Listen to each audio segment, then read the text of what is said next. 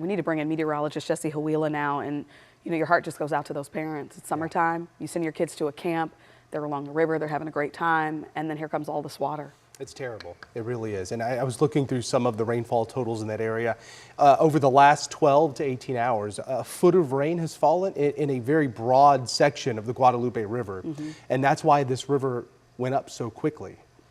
Almost 24 feet in just a matter of less than an hour. And the highways washed away, no way to get out. I mean, you just cannot imagine. So we are definitely thinking about them. So I want to show you this. This is a radar loop in that area there. You can actually see Kerrville on the map. That's the flash flood warning that's in effect for Bandera and Kerr Counties that Kevin was just mentioning.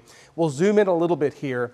Now, the Guadalupe River runs right here. This is Highway 39. There's Hunt right there. The Guadalupe River is essentially right along this highway from Hunt all the way down into Kerrville. So this is where you can see the extremely heavy rain has been falling for quite some time. Here are a couple of those camps that we were mentioning, Camp Mystic, Camp La Junta, just to the south of Hunt.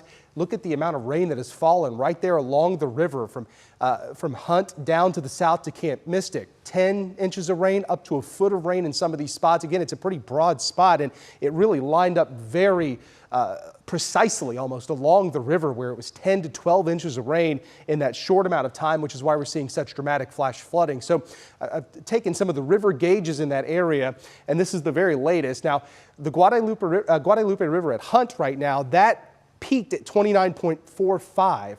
Okay, so if you look here, flood stage begins at 10 feet. So it's 19 feet, 19 and a half feet above flood stage there, the Guadalupe River at Hunt. It is expected to recede as the rain is starting to dissipate. So it spiked up very quickly at Kerrville. The river, 23.4 feet, flood stage begins at 10 feet. So it's in major flood stage. Again, it's 13.4 feet above flood stage. So the rain, you see all the very heavy rain over the last 6 hours. There's Kerrville right there.